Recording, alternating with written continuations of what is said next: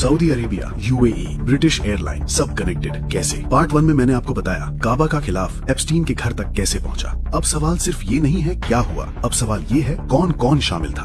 2 नाम याद रखिए, पहला अजीजा अल अहमदी, यूएई की एक बिजनेस वुमन। दूसरा अब्दुल्ला अलमारी, जिसका सऊदी अरेबिया में कॉन्टैक्ट था और यहीं से ये सिर्फ एक शिपमेंट नहीं रहती। मार्च 2017 ईमेल्स एक्सचेंज होती हैं। अजीजा एप्स्टीन को इन्फॉर्म करती है आइटम शिप हो रहा है और अब्दुल्ला सऊदी साइड से पूरी कोऑर्डिनेशन करता है। लेकिन असली सवाल यहाँ है, अब्दुल्ला के पास काबा का खिलाफ आया कहाँ से? क्योंकि खिलाफ कोई सुवेनियर नहीं होता, ये मक्का की अल जूद फैक्ट्री में बनता है और वहाँ का एक्सेस सिर्फ ऑथराइज्ड इनसाइडर्स को होता है। पुराना खिलाफ या तो म्यूजियम जाता है या फिर Saudi royal family officially gift करती है। इसका मतलब एक ही है, अब्दुल्ला के पास इनसाइडर एक्सेस था। बिना सिस्टम के अंदर के लोगों के ये चीज प्राइवेट हाथों में आना इम्पॉसिबल है। पर बात यहीं खत्म नहीं होती, अब पूरा रूट समझिए। सऊदी अरेबिया में अब्दुल्ला, यूएई में अजीजा, ब्रिटिश एयरवेज कार्गो, फ्लोरिडा में एप्स्टीन। 4 अलग मुल्क और हर स्टेप पर क्लियरेंस चाहिए थी। Saudi customs, UAE transit approval, airline documentation, US customs entry और हर जगह एक ही चीज लिखी गई, आर्टवर्क। काबा का पाक खिलाफ सिर्फ आर्टवर्क डिक्लेयर किया गया। ये गलती नहीं थी,